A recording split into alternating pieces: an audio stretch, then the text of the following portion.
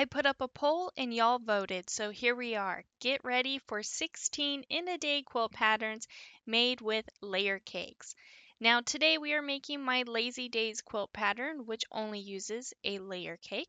So for the fabrics, I am using Gail Lorraine from Art Gallery Fabrics, which I will have a link down below in the description for you to purchase this fabric from a quilt store that I trust and also personally shop at. Now with all of your layer cake 10-inch squares, you are going to first cut them into two 5-inch by 10-inch rectangles.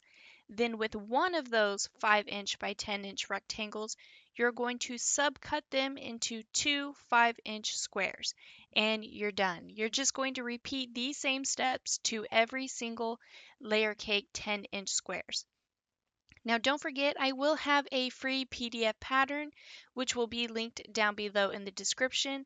Lazy Days is available in 5 quilt sizes: baby, throw, twin, queen, and king. Now once you have everything cut, it is time to sew it all back together. So go ahead and mix up your prints so you can create that scrappy look. And first up, we are going to sew the two 5-inch squares together. Then you're going to sew to that unit that you just created a 5-inch by 10-inch rectangle. Now do note that the rectangle piece will be longer. This is fine because afterwards we are then going to trim our blocks down to a 9.5-inch squares, which will then take only that little extra bit off. And that's it. It's very simple. Anyone can do it, and it's very beginner friendly. So now all you have to do is repeat these steps however many times until you've made enough for the quilt size that you are making. Then once all of your blocks are finished, it is time to lay your quilt out.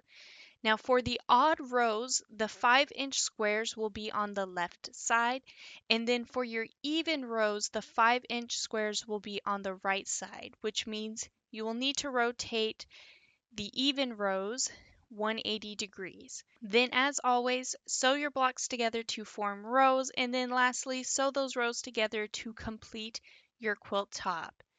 And here is what my quilt top looks like all finished. I loved, one, how fast this was to make, and two, I am a sucker for super scrappy quilts, and this is like the icing on the cake.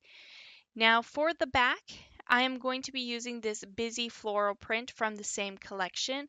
And as for thread choices, I have so many options here, and in order, which are all from Glide Threads, I have Latte, Peach, Apricot Blush, Seafoam Green, Pistachio, and Mercury. Now honestly, any of these would work, and I actually do plan on using at least one of each within the 16 in a day quilts that I have planned for us very soon. And as you can see, Seafoam Green is probably one of my favorite thread choices and colors that I like to use. And it's really tempting me here, but I'm going to break out of my shell and actually use Apricot Blush first. And here it is, my Lazy Day quilt all quilted out. And this is also the very first time I've used City of Fountains digital quilt pattern by Julie Hurt. I will have a link down below in the description for you if you would like to purchase from her. I've had this pattern in my collection for a little while now, since it's been super popular on Instagram, and I am very happy that I finally used it because it looks fantastic and it quilted out very quickly too. Now, I do hope you have enjoyed today's tutorial. If you could please take a moment to hit that like and subscribe button, hit that notification bell so you can be notified for your next amazing quilt project.